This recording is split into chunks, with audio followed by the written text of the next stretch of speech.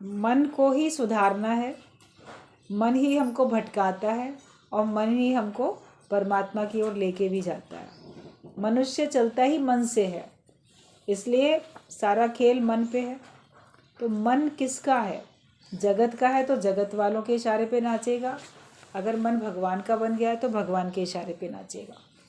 तो जैसे कोई मदारी होता है, उसके पास बंदर हैं, उनका तमाशा दिखाता है, भालू है तो उसका तमाशा दिखाता है, सपेरा सांप का तमाशा दिखाता है, वो उसके इशारे पे ही चलते हैं क्योंकि वो उसके मालिक हैं। तो हमारा मालिक कौन है? जब सत्संग में आते हैं तो पहले शुरू में तन मन का मालिक गुरु बना, फिर फिक्र हमें क्या हो। अपने तन का अपने मन का मालिक गुरु को बनाते हैं तो हमें किसी प्रकार की फ़िक्र नहीं होती। मालिक हमारा भगवान बन जाता है, हमें किसी प्रकार की फ़िक्र नहीं होती है। तो इसलिए अपने मन को ऊपर से किसी के अधीन है, इस बात की बात रोज़ याद दिलाओ कि तुम ऐसे नहीं हो कि बिल्कुल स्वतंत्र हो गए हो, तुम्हारे ऊपर कोई है नहीं, तुमको देखने वाला, टोकने वाला, रोकने वाला, सलाह देने वाला कोई है ही नहीं।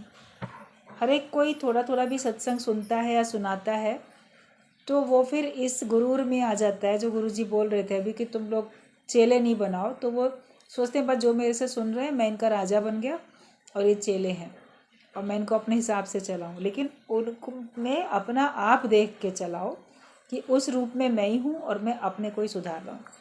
दूसरे के ऊपर कोई अहंकार नहीं है, कोई एहसान नहीं है दूसरे के ऊपर। लेकिन हम जो कार्य करते हैं हम केवल अपनी ही उन्नति के लिए करते हैं, और अपने ऊपर से किसी को रखोगे तो आपकी उन्नति होगी। और जिस दिन अभी आत्मिक निश्चय पूरा हुआ नहीं, अभी देह अध्यास है, कहीं है स्थूल रूप में, सूक्ष्म रूप में या कारण रूप में अभी है देह अध्यास, अज्ञान है, और हम बोलेंगे मैं आप ब्रह्मानंद मैनू वेद गाँवदा, भाई मैं तो अपने आप ही ब्रह्मानंद बन गया, मेरे को सारे वेद गा रहे हैं, शास्त्र गा रहे हैं मुझे। तो अगर हम ये सोचेंगे तो वो देह करके अपने को आप मानते हो तो गिरावट है। अपने को भाग्यशाली समझो, शुक्र मनाओ कि आपके सिर पर कोई है बोलने वाला। जिन परिवारों में बड़े लोग होते हैं तो उस परिवार के बच्चे संस्कारी रहते हैं, मर्यादित रहते हैं, अनुशासन में रहते हैं, उनसे गलत काम नहीं होते क्योंकि ऊपर से बड़े उनको सलाह देने के लिए, संभाल करने के लिए, रोकने टोकने के लिए होते हैं। भय भी होता है, और वरना जहाँ बच्चों को भय नहीं होता तो वहाँ पे वो चाहे जैसा करें। अभी आजकल के समय में हम अक्सर देखते हैं एक ट्रेंड सा चल पड़ा है कि अभी आपका लड़का हो या आपकी लड़की हो, कोई भी हो, ज़्यादा में ज़्यादा 12th क्लास तक आप उसको अपने साथ रखते हो पढ़ाने के लिए, मैक्सिमम 12th क्लास तक, और उसके बाद आगे की पढ़ाई के लिए सब दूसरे शहर में भेज देते हैं। अब सभी बच्चे तो इतने मैच्योर शुरू से नहीं आपने समझदार बनाए हैं कि बाहर जाके कैसे वो अपने आप को अलग परिवार से अलग रह के कैसे अपने आप को स्थापित करेंगे, कैसे दुनिया की ऊंच नीच को समझेंगे, दूसरे की बातों में नहीं आएंगे, अपनी पढ़ाई में ही रहेंगे। तो सभी लोग बच्चों को इतना तो मैच्योर शिक्षा दे के नहीं बनाते हैं, और बच्चे चले जाते हैं, सब टीनेजर्स होते हैं, चले जाते हैं। तो वहाँ जाके अब कोई दूसरा शहर है, ना अपना घर है, ना परिवार है, ना रिश्तेदार है, ना अड़ोस पड़ोस है, तो किसी का भय नहीं रहता उनको कि कोई तो देखने वाला है नहीं। फिर चाहे रात के 12 बजे तक सड़कों पे घूमो, किसी के साथ भी घूमो, कुछ भी करो, पढ़ो या कुछ और खुराफाते करो, कोई नहीं देख पाता है। उसमें कुछ बच्चे जो कि अकल के बड़े कच्चे होते हैं तो उनकी गिरावट भी हो जाती है, और जो थोड़े से मैच्योर हैं, अकल से सावधान हैं, जिनको मालूम है कि मेरे परिवार के लोग मेरे को अभी भी दूर से भी निगाह रखे हुए हैं, हालचाल पूछते हैं, लोकल गार्जियन कोई है वो देखेगा आके, या पेरेंट्स किसी को कभी भी भेज सकते हैं आके चेक करने के लिए। हॉस्टल में रखा है तो हॉस्टल वालों से, जो वार्डन है, उससे संपर्क बना के रखेंगे और वो उनको जब ये एहसास होता है कि उनकी निगाह है, भले दूर से भी है, तो वो सुधरे रहते हैं। और जहाँ थोड़ी लापरवाही होती है तो फिर अक्सर ऐसा होता है, सदा नहीं, हर एक के साथ नहीं, लेकिन अक्सर ऐसा होता है कि वो अपनी मनमर्जी के मालिक बन के कोई भी फैसला लेते रहते हैं, और वो फैसले कभी उनके ठीक नहीं भी होते हैं, उनके कारण से उनको नुकसान भी होता है। या मान लो नुकसान नहीं हुआ, लेकिन फिर वो अपने ऊपर किसी को सहते नहीं हैं। अलग भी रहे, हॉस्टल में रहे, अलग रहे, और उन्होंने अपने निर्णय खुद लिए, उससे उनको लगा कि मेरा कोई नुकसान नहीं हुआ, फ़ायदे में ही रहे, अच्छे नंबर से पास भी हो गए, या जहाँ जिस चीज़ के लिए गए थे नौकरी उनको मिल गई। मगर फिर जब वो अकेले से अपने निर्णय लेने लग गए, तो उसके बाद फिर जब वो फैमिली में आते हैं तो भी वो वही सोचते हैं कि अब ये लोग मेरे पर क्यों दबाव डालते हैं, पेरेंट्स क्यों डालते हैं, बड़े भाई बहन क्यों डालते हैं दबाव। मैं जब बाहर रहता था मैं सब काम अपने आप करता था, अभी भी कर लूँगा, पूछने की बताने की क्या ज़रूरत है। तो आगे चल के भी जब वो गृहस्थ आश्रम में जाते हैं, आगे चल के भी वो किसी की भी सुनते नहीं हैं। तो उससे क्या होता है कि परिवारों में कलह, क्लेश, विक्षेपता ये सब आने लग जाती है, ये सब परिवारों में ऐसा होने लग जाता है, प्रेम कम हो जाता है। प्रेम बना रहना चाहिए, भले आप अपने बच्चों को अपने शहर से बाहर पढ़ने भेजो, लेकिन वहाँ भी उनको ये एहसास रहे कि आपकी निगाह है, आप ध्यान रख रहे हो और आप टोक भी रहे हो। टोकना अगर आप बंद कर दोगे तो वो लोग आपके सर पे और हावी होते जाएंगे। कल भी बात चल रही थी, आपस में सत्संगी प्रेमी बात कर रहे थे कि जब पूछने लगते हैं तो फिर लोग और सर पे चढ़ने लगते हैं। छोटी सी बात की बच्चों से पूछेंगे तुम क्या खाओगे, तुम्हारे लिए क्या बनाएं, तो मैं ये नहीं खाता, मैं वो नहीं खाता, मुझे तो यही चाहिए, मुझे तो वो चाहिए। तो उनके फरमाइश का बनता रहता है बचपने से, तो बड़े होने तक वही आदत पड़ जाती है। फिर वो हर चीज़ खाते पीते नहीं हैं, जो उनके लिए सही है स्वास्थ्य के लिए वो नहीं खाएंगे, वो और चीज़ों की फरमाइश करेंगे। तो चूंकि आपने पूछा तुम क्या खाओगे तो वही बनाएं, तो उनको आदत पड़ गई।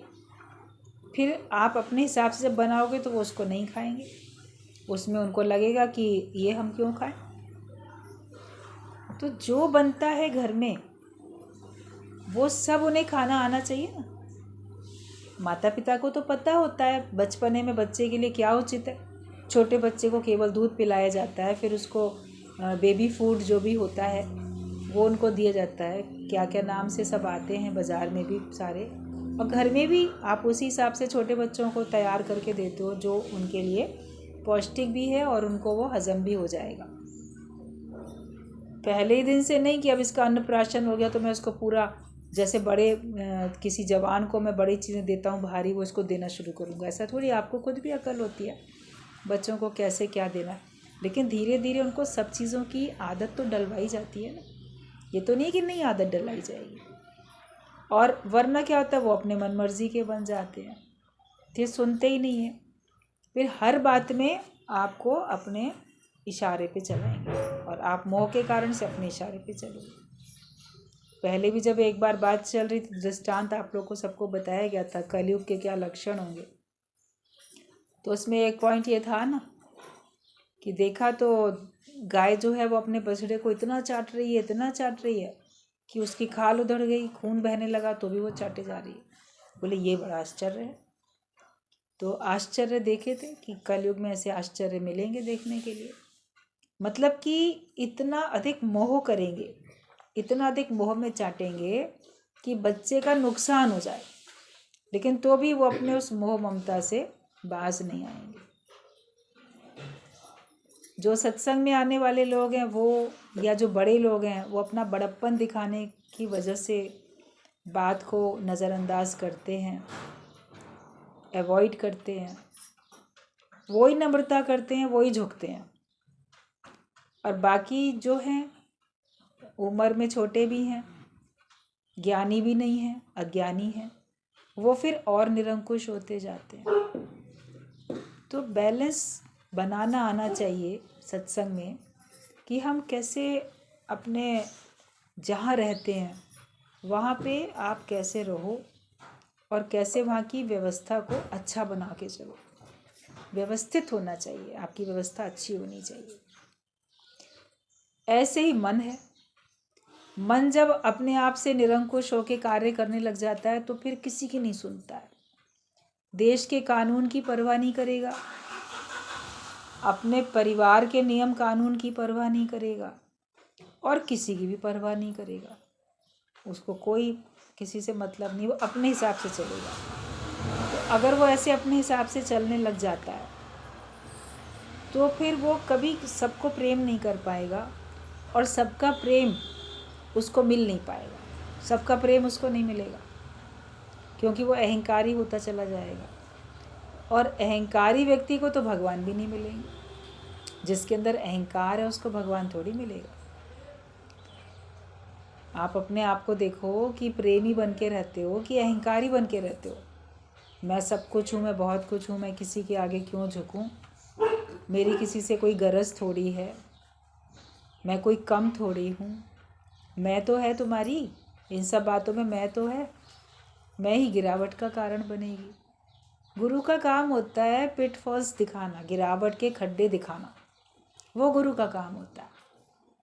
उसको देखो, आँख भी दे दी, आँख में रोशनी दे दी और गड्ढा भी दिखा दिया।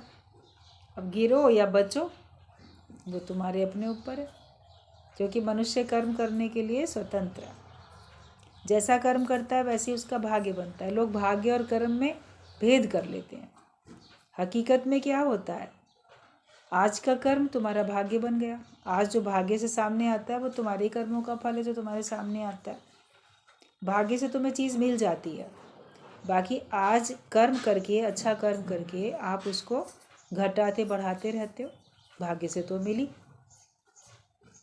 दृष्टांत कितनी बार आप लोगों ने सबने सुना है, अभी कुछ दिन पहले भी रिपीट हो रहा था कि दोनों दोस्त थे, गए, एक तो गया सत्संग में और एक गया मेला तमाशा नाच देखने के लिए नर्तकी का। जब वो सत्संग से वापस लौट रहा था तो उसके पैर में कांटा चुभ गया, बबूल का बड़ा मोटा बड़ा कांटा चुभ गया पैर में। दूसरा जब लौट रहा था मेले तमाशे से, नर्तकी का नाच देख के, उसको रास्ते में ऐसे जरा सा पैर में कुछ लगा तो देखा सोने की मोहर है। उसको एक सोने की मोहर मिल गई। आए दोनों दोस्त, मिले आपस में, कहते देखो तुम सत्संग गए तो भी तुम्हारे पैर में कांटा चुभ गया, अच्छे रास्ते पे गए थे ना तो भी कांटा चुभ गया, मैं तो आराम से मौज लेने गया था तो भी देखो मुझे सोने की मोहर मिल गई। अब बात तो लगी, अच्छे रास्ते पे जाने में कांटा क्यों चुभा और ऐसे ही सांसारिक मौज मस्ती लेने में और लाभ क्यों मिला।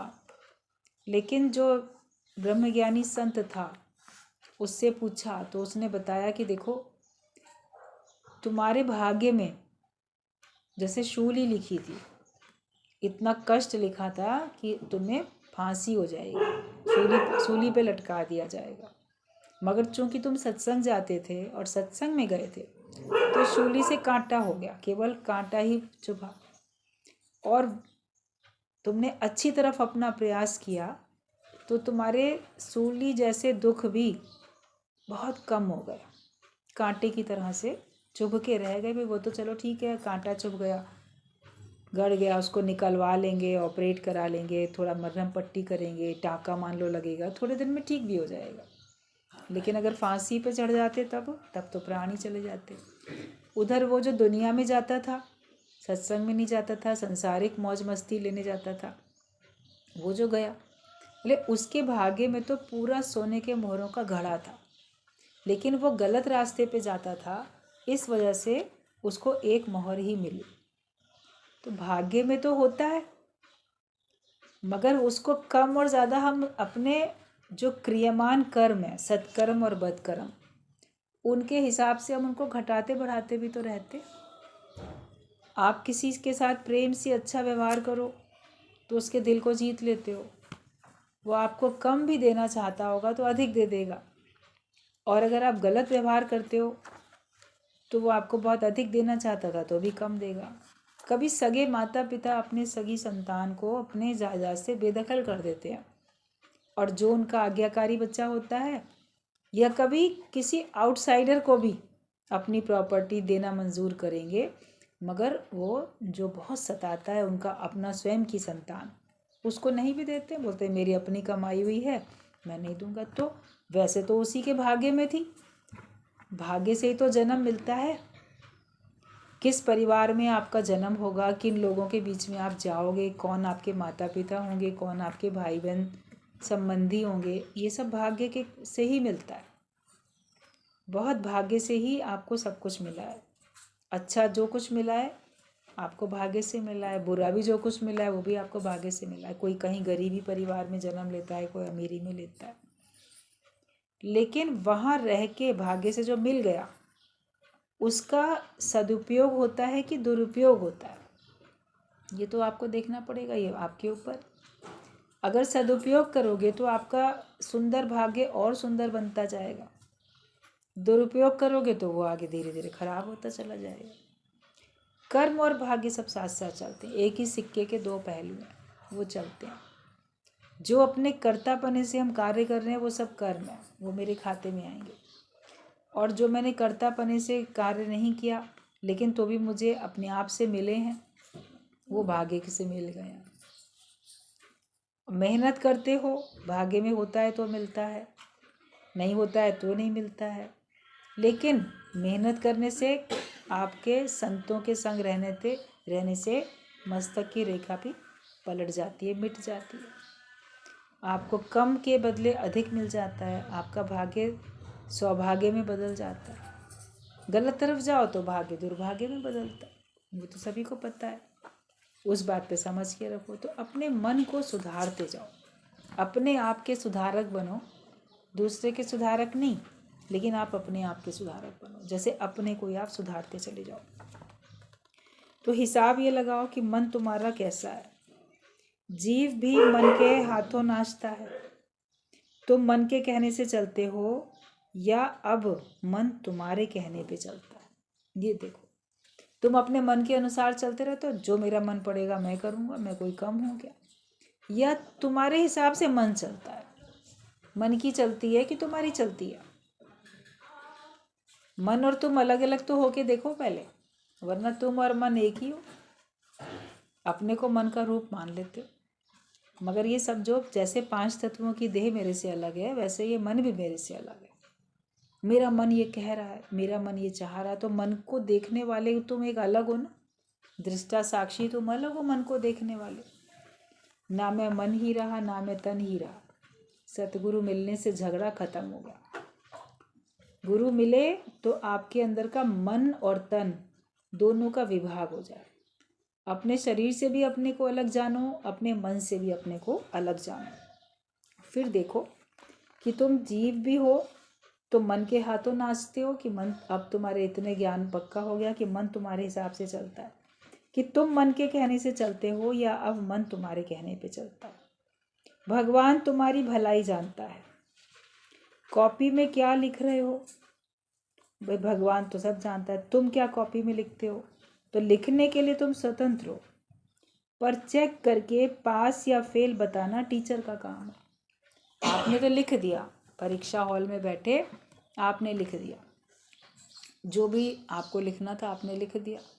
आंसर में कुछ भी लिख सकते हो, लिखते समय आपको कोई कुछ नहीं रोकेगा टोकेगा। लेकिन जब कॉपी जमा कर दी, चेकिंग तो उसके टीचर ही करेंगे, और फिर तुम्हें कितने नंबर मिले, तुम पास हुए कि फेल हुए, ये तो फिर टीचर ही बताएगा। आप बोलो नहीं मैं तो पास हो जाऊंगा, फिर देखो आप फेल हो गए या नंबर कम आए। आपको लगेगा मैंने शायद बहुत अच्छा नहीं लिखा है, फिर आप देखोगे मेरे नंबर अच्छे भी आ गए। आपको अपने पे विश्वास नहीं था, कॉन्फिडेंस नहीं था, लेकिन आप देखोगे कि आपके नंबर तो अच्छे आए। तो पास होते हो कि फेल होते हो, जैसे टीचर बताता है। भाई लिखते समय तुम स्वतंत्र हो, लेकिन फिर जब उसका रिजल्ट आएगा उसमें तुम कुछ नहीं कर सकते। फल भोगने में तुम परतंत्र हो, कर्म करने में स्वतंत्र हो, और फल भोगने में तुम परतंत्र हो। कर्मों का जो भी फल मिलता है, कर्मों का जो भी भोग प्रसाद भी खुशी से खाओ। जैसे आपको प्रसाद में कुछ भी मिलता है तो उसको खुशी से खाओ। भगवान के मंदिर में जाते हो कहीं कहीं पे तो प्रसाद मिलता है, कभी और ऐसे भंडारे होते रहते हैं उसमें प्रसाद में कुछ कुछ मिलता रहता है। लाइन से लोग जाते रहते हैं, कुछ कुछ मिलता रहता है, किसी को कुछ किसी को कुछ मिलता है। तो जो मिला वो उसमें खुश रहता है। एक पुजारी के हाथ से या भंडारे में किसी को कोई सा फल मिल गया, किसी को कोई सा मिल गया, है तो सब प्रसाद ही ना। तो परमात्मा की ओर से जो मिलता है तुमको ये समझो कि वो सब प्रसाद है। तो मुझे अपने कर्मों का जो भी मुझे फल मिलता है वो फल मेरे लिए भोग है। कहते हैं ना, सुख भोगते हैं दुख भोगते हैं, और भगवान को भोग भी लगाते हैं। भोग शब्द उसमें भी आता है। दुख सुख भोगने में भी आप बोलोगे भोगते हैं, और आप प्रसाद को भी भोग लगा के हम भोग प्रसाद है ये। तो जो कुछ भोग रहे हो, दुख भोगते हो सुख भोगते हो, उसको समझो कि ये मेरा भोग प्रसाद है, भगवान के हाथों से मुझे मिल रहा है तो ये मेरे लिए प्रसाद है। तो जैसे प्रसाद को खुशी से सर माथे लगा के आप खा लेते हो आदर मान सम्मान करके, ऐसे ईश्वर की ओर से आई हुई हर परिस्थिति को स्वीकार करो, खुशी से स्वीकार करो, भगवान की रज़ा में रहो राज़ी। तो फिर आप देखोगे कि आप खुश रहोगे और फिर आपके दुख कम होते चले जाएंगे, आपके सुख बढ़ते चले जाएंगे। तुमको ये पता नहीं है कि किस कर्म का कौन सा फल है, किस कर्म का कौन सा फल तुमको मिला ये तुम्हें पता नहीं है, लेकिन इतना जानो कि वो तुम्हारे ही कर्मों का फल है। गुल्लक में कब क्या सिक्का डाला ये तो याद नहीं रहेगा, पर डाला तो तुम नहीं था, इकट्ठा होके तोड़ी गुल्लक तो सब मिले सिक्के। ये नहीं याद रहेंगे, अरे ये वाला सिक्का मैंने किस दिन डाला था, वो वाला सिक्का मैंने कब डाला था, वो तो कोई नहीं सोचेगा, नहीं याद रहेगा। लेकिन इतना तो पता होगा ना, डाले मैंने ही थे, मेरी गुल्लक है, मैंने डाले थे। तो तुम्हारे खाते में जो कर्म आए हैं वो तुम्हारे ही कारण से आए हैं, तुम ही नहीं डाले, उनको कोई और नहीं डालता। किसी और के कर्मों का फल हम नहीं भोग रहे हैं, हम अपने ही कर्मों का फल भोग रहे हैं। निंदा सुनने से भी कर्म बनते हैं, ये भी ध्यान रखो। जितना कोई निंदा अपने मुंह से करता है, कहता है, तो उसके तो बदकर्म बन ही रहे हैं। लेकिन अगर आप रुचि लेके इंटरेस्ट लेके निंदा सुनते भी हो तो भी आपके कर्म बनते हैं। तो ना मुख से निंदा करो कभी भी किसी की, उससे आपके बुरे कर्म बनते चले जा रहे हैं, फिर वो कर्मों का फल, बुरा फल तुम्हें मिलता भी जा रहा है। तो निंदा सुनने से भी कर्म बनता है, तो निंदा सुनो भी नहीं। किसी को इतना अवसर मत दो कि वो तुमसे किसी की निंदा करता ही चला जाए, सुनाए तुमको। कभी बताने के लिए कोई बताता है, चलो पहली बार बताता है कि ठीक है फलाना व्यक्ति ऐसा है, उसने ये बता दिया, तो आपने पूरा सुन लिया। लेकिन बार बार वही बात अगर कोई आपको बताता जाए तो वो निंदा हो जाती है, तो उसको चुप कराओ, बोलो नहीं हमको नहीं सुनना है। तो निंदा सुनने से भी कर्म बनते। तुम्हारे बदकर्म सुन रहे हो तो तुम्हारे भी बुरे कर्म बन रहे हैं, तुमको भी इसका फल भोगना पड़ेगा। घर छोड़ के जंगल में जाओगे तो वहाँ भी तंग होना पड़ेगा। परिस्थितियाँ हर जगह आती हैं। कभी कोई सोचेगा यहाँ रहता हूँ ना, इस घर में बहुत झंझट है, बहुत दुख है, बड़ी परेशानी है, हम घर छोड़ के चले जाएं। मगर ये याद रखना, जहाँ भी जाओगे तुम्हारा भाग्य तुम्हारे साथ जाएगा, तुम्हारे कर्मों का फल तुम्हारे साथ जाएगा। जहाँ जाओगे वहीं पे तुमको वही परिस्थिति मिलेगी, क्योंकि वो तुम्हारे भाग्य में है और उससे निपटना तुम्हें आना चाहिए।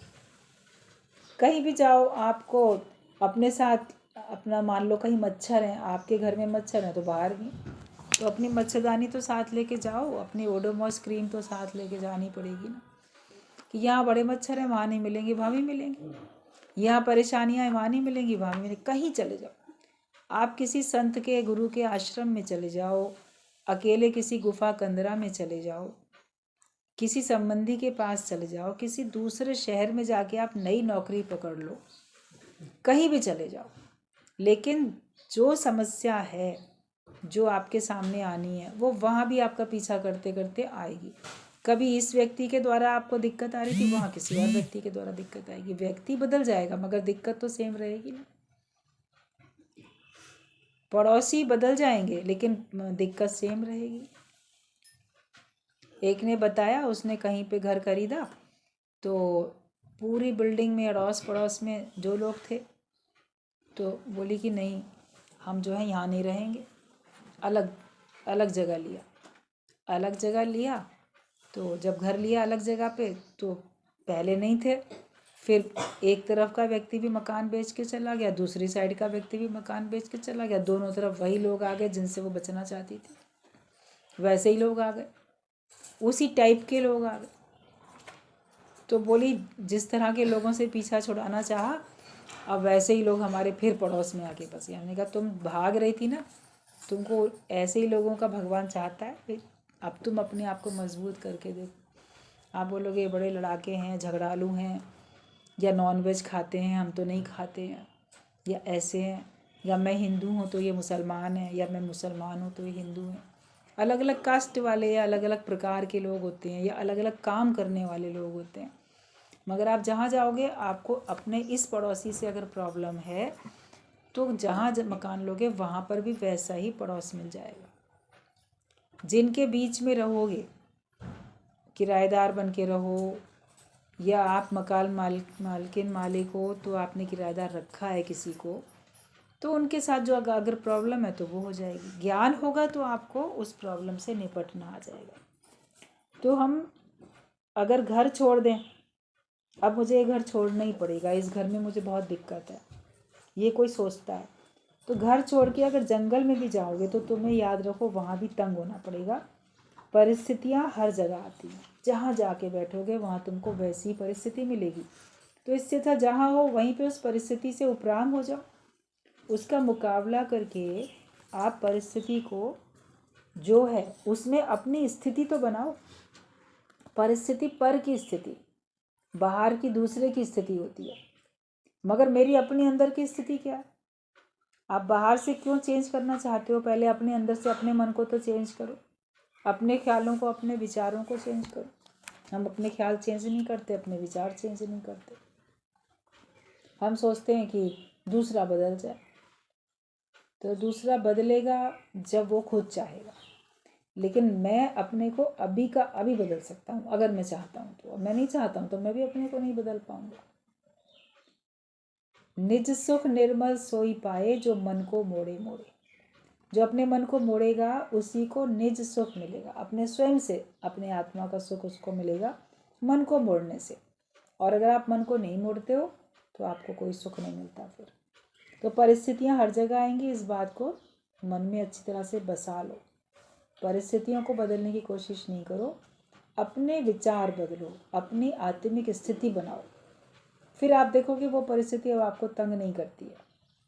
पत्थर भी हैं चारों तरफ, तो पत्थरों से आप सीढ़ी का काम ले लोगे, उससे भी आप ऊंचे उठ जाओगे, ठोकर नहीं खाओगे फिर। तो जो परिस्थिति है उससे अपना फ़ायदा लेना सीखो। समझदार व्यक्ति वही होता है, होशियार व्यक्ति वही होता है जो परिस्थिति का लाभ ले लेता है।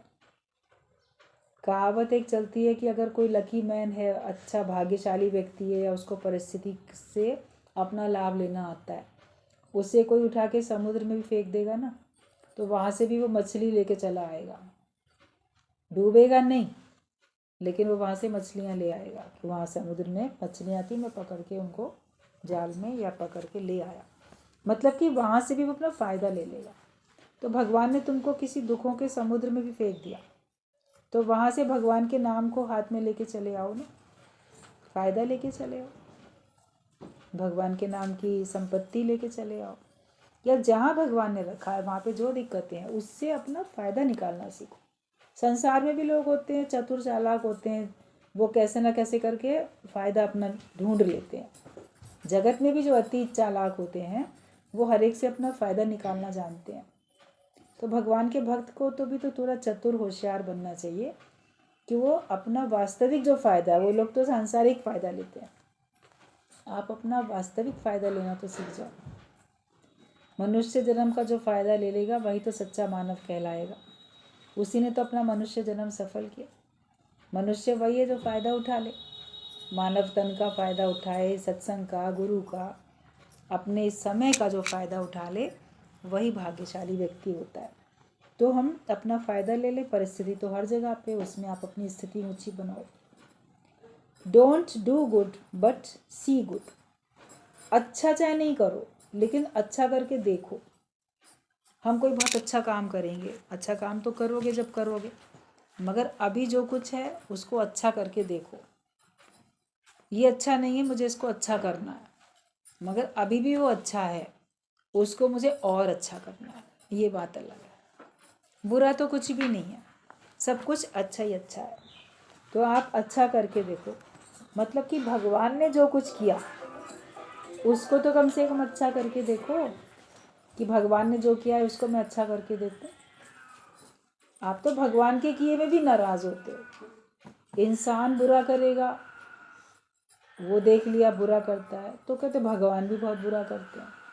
अब दोष लगाने के लिए तो आप ईश्वर पे भी दोष लगा दो, लेकिन जो कुछ ईश्वर करता है वो अच्छा ही करता है। हमारे भले के लिए किया, हमारे इस जन्म में सारे कर्मों के खाते खाली करने के लिए किया, ताकि हम पूरे यहाँ से खाली हो जाएं। खाली होगा तभी कोई भगवान से मिल पाएगा। जगत भरा होगा तो फिर जगत में ही जाएगा लौट के। अंदर परमात्मा होंगे तो आप परमात्मा से मिलोगे, अंदर जगत होगा तो आप जगत में जाओगे। आपके मन में जो भरा पड़ा है वही आपकी दिशा निर्धारित करता है कि आगे आपको कहाँ जाना है। आपके हर श्वास श्वास में भगवान का सिमरन हो, मन में केवल भगवान हो, चिंतन चले तो भगवान का चले। कभी सोच के देखो 24 घंटे में से कितनी देर हम अपने स्वरूप में रहते हैं, या हम भगवान के चिंतन में रहते हैं, या बड़े रिलैक्स मूड में रहते हैं। माया है वो खलबली मचाती है, जगत आपको व्याकुल कर देता है, बेचैन करता है, क्योंकि द्वैत है। अद्वैत आत्मा में आओ तो आपको कोई परेशानी नहीं है। तो हमको सब चीज़ अच्छी करके देखनी है, कुछ बुरा नहीं हो रहा, भगवान ने जो किया अच्छा किया, और मुझे भी अच्छा ही करना है। मुझे किसी का बुरा नहीं करना, ना अपना ना किसी और का, लेकिन मुझे सिर्फ अच्छा करना है। तुम गुरु के सारे वचन नहीं मानते, जो अच्छा लगता है वही मान लेते हो। अपने को बदलना तुमको मुश्किल लग रहा है, पर दूसरे से तुरंत बदलने की उम्मीद करते हो। आप देखो, अपने को तो बदलना तुमको बहुत मुश्किल लगता है, लेकिन दूसरे से तुरंत बदलने की उम्मीद करते हो। मैंने अभी कहा तो ये अभी बदल जाए, अभी कहा तो अभी सुधर जाए। और अपने लिए नहीं, अभी तो मैं अपने मन को नहीं बदल पाता, मैं मन को नहीं मोड़ पाता, मैं अपने को देह मानता हूँ, अपने को आत्मा नहीं जान पाता। रोज़ रोज़ सत्संग में एक ही बात तो सुनने को मिलती है, देह नहीं है तेरी आत्मा, तू तो सच्चित आनंद स्वरूप है। फिर भी तो इसमें स्थिति बनाने में सबको टाइम लग जाता है।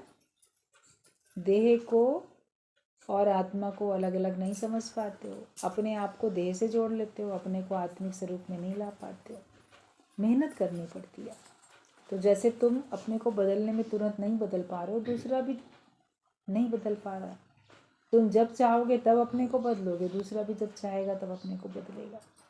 तो अपने को तो बदलना तुमको मुश्किल लग रहा है। गुरु के सारे वचन तो मानो, जो मेरे फ़ायदे का है वो मैं मान लूँगा, जो फ़ायदे का नहीं है, फ़ायदे के सब हैं, मगर जो हमें प्रतीत होता है कि इनसे मेरा फ़ायदा नहीं है, उसको हम नहीं मानते हैं। या जिस पे आपकी स्थिति बनाने में आपको मेहनत पड़ रही है, उसको नहीं मानते। दूसरे को से तुरंत बदलने की तुम उम्मीद करते हो, बच्चों को मारते पीटते डांटते रहते हो। तुमको ये इच्छा होती ही क्यों है कि सब तुम्हारे अनुकूल चले। बच्चों को भी, छोटे बच्चे हैं तो उनको डांटे डपटेंगे, मारेंगे पीटेंगे। अभी आज भी कोई बता रहा था कि पड़ोस में कोई रहती है, उसने बच्चे को गोद ले लिया, एक लड़के को गोद लिया, उसकी अपनी कोई संतान नहीं है, उसने किसी को गोद ले लिया, बच्चे को अनाथालय से लोग ले आते हैं, गोद ले। अब वो बता रही कि उस लड़के को इतना रोज़ मारती पीटती है, इतना मारती है, इतना पीटती है। अब वो तो बेचारा अनाथ बच्चा, गोद लेके तुम ले आया। अनाथालय वाले पलट के तो बाद में कभी इंक्वायरी करते नहीं है कि उस बच्चे के साथ क्या हो रहा है। अब वो उसे बहुत मारती पीटती रहती है, वो रोए चीखे चिल्लाए, छोटा बच्चा कहाँ जाए, पड़ोसी भी कुछ नहीं कहते, और शायद वो पड़ोसियों की सुनेगी भी नहीं। तो ऐसे लोगों की तो कंप्लेन भी होनी चाहिए, मगर फिर ये भी रहता है उनके अपने ही पावरफुल लोग होते हैं नहीं करते हैं, लेकिन फिर भी कंप्लेन अगर होती है तो फिर होगा सुधार। कुछ दिन पहले पेपर में भी हम पढ़ रहे थे, टीचर है माता पिता दोनों, अपनी कोई संतान नहीं थी, अनाथालय से एक लड़की गोद ले ली। और वो गोद ले ली लड़की, उसको इतना टॉर्चर किया। 8-10 साल की लड़की थी, साल भर पहले ही गोद लिया था। और फिर उसका हाथ भी, हड्डी टूट गई, क्या क्या। उसको हॉस्पिटल में जब लेके गए, एग्ज़ामिन किया, तो डॉक्टर और वो सब हैरान रह गए। उसके सारे शरीर को इतना टॉर्चर किया गया था, उस छोटी लड़की को, बहुत ही ब्रूटल तरीके से। तो उन लोगों ने चुपचाप पुलिस को इन्फॉर्म कर दिया। वो लोग तो अभी बैठे ही थे, पुलिस को इन्फॉर्म किया और उनको फिर पुलिस पकड़ के लेके गई। अब न्यूज़ में तो इतना ही था, आगे देखो क्या होता है। लेकिन ये है कि आप अनाथालय से बच्चे को, लड़का या लड़की किसी को गोद ले आओ, फिर दुर्व्यवहार करो उसके साथ, मारो पीटो, टॉर्चर करो, गलत काम करो, तो फिर लाए क्यों थे? अपना मन, अपना सुख लेने के लिए। और फिर उसमें भी स्वभाव अनुसार इस तरह से करते हैं। वो उनकी तो, बच्चों की तो माता पिता ही नहीं है, कोई परिवार ही नहीं है, वो लोग क्या करेंगे?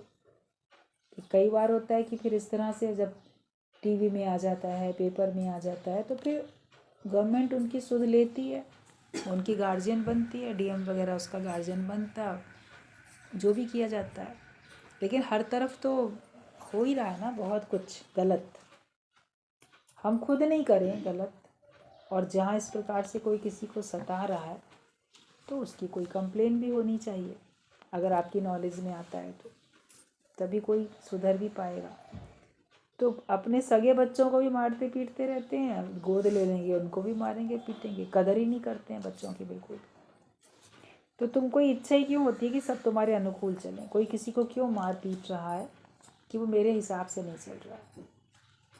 और कभी तो किसी से गलत काम कराने के लिए मारते पीटते हैं, स्वार्थ अपना, वो पूरा नहीं हो रहा है तो मारपीट हो रही है।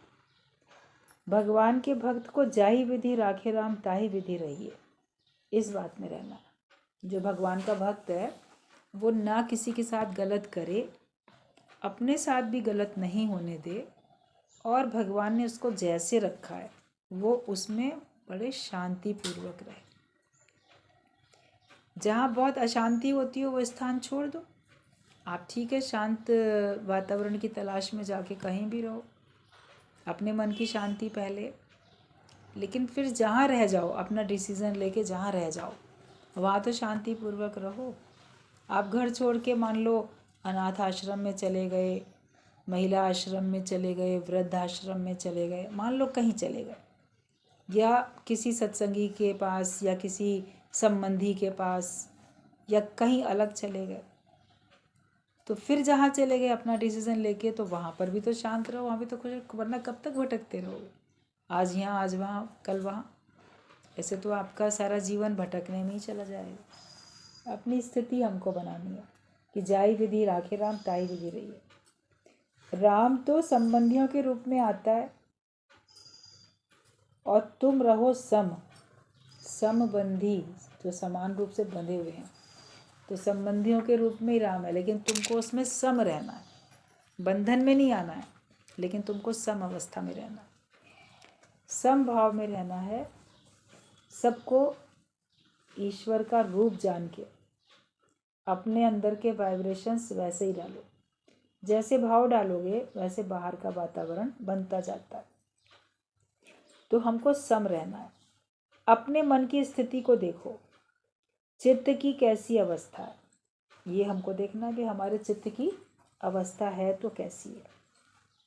हर चीज़ के लिए अभ्यास करना पड़ता है, ज्ञान के लिए भी मेहनत करनी पड़ती है, मेहनत करनी ही पड़ेगी। आप सोचो कि बस सुन लिया और हो गए, अपने को सुधारने में पूरा जीवन लग जाएगा, अपने को भगवान के हिसाब से बनाने में पूरा जीवन चला जाएगा। इसलिए अपने साक्षी बनो, अपने आप को ही ठीक से देखो। सम अवस्था में अगर हम रहते हैं तब फिर हमको परमात्मा मिलता है। और चित्त की तुम्हारी कैसी अवस्था है इसको देखो। अभ्यास करना पड़ता है हर बात के लिए। कोई भी चीज़ सीखो तो उसके लिए अभ्यास करना पड़ता है ना। तो अपने मन को भी अपने वश में करने के लिए हमको अभ्यास करना पड़ता है। रोज़ का सत्संग हमारे से अभ्यास कराता है, सत्संग का नियम हमारे से अभ्यास कराता है। हम सचमुच में इस अज्ञानता से छुटकारा पाके ज्ञान स्वरूप, प्रेम स्वरूप, आनंद स्वरूप हम होते चले जाते हैं। हम नहीं चंगे, बुरा नहीं कोई। जब स्वयं को ठीक कर लोगे तो कोई बुरा नहीं है, भले मन के वास्ते। अपने आप को अच्छा बनाने के लिए मेहनत करो। सारी मेहनत ये करो कि मुझे अपने को अच्छा बनाना है, अपने को ब्रह्म ज्ञानी के हिसाब से बनाना है। एक संत कैसा होता है, एक ब्रह्म ज्ञानी कैसा होता है, आप बाहर का आचरण कॉपी करना बाद में, पहले अपने मन को वैसा बनाओ। अंदर से तो संत बनो, अंदर से तो ज्ञानी बनो, और अंदर से हर एक अपना साक्षी खुद है।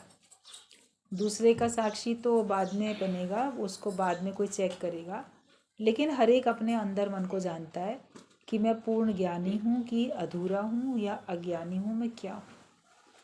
तो भीतर से आप सचमुच में सच्ची तरीके से ब्रह्मज्ञानी बनते जाओ, फिर आप देखोगे बाहर से भी आप उसी प्रकार से होते जाओगे।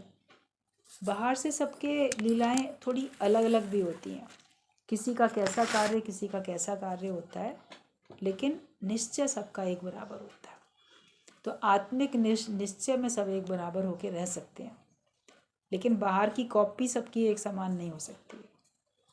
इन जनरल कुछ दिखेगा एक सा, लेकिन सभी कुछ डिट्टो एक सा नहीं दिखने वाला, मगर स्थिति हर एक की एक होएगी कि वो ब्रह्म से जुड़ा हुआ है, अपने आत्मिक स्थिति में है, उसके अंदर में ना कोई लोभ लालच है, ना किसी प्रकार के विषय विकार हैं, ना कर्तापना है, देह भाव नहीं है, वो अपने आत्मिक आनंद में है, अपनी आत्मा से, अपनी आत्मा में वो संतुष्ट है। तो संतुष्ट व्यक्ति होके, ब्रह्मज्ञानी होके सबको रहना है, अपने से मेहनत करना है।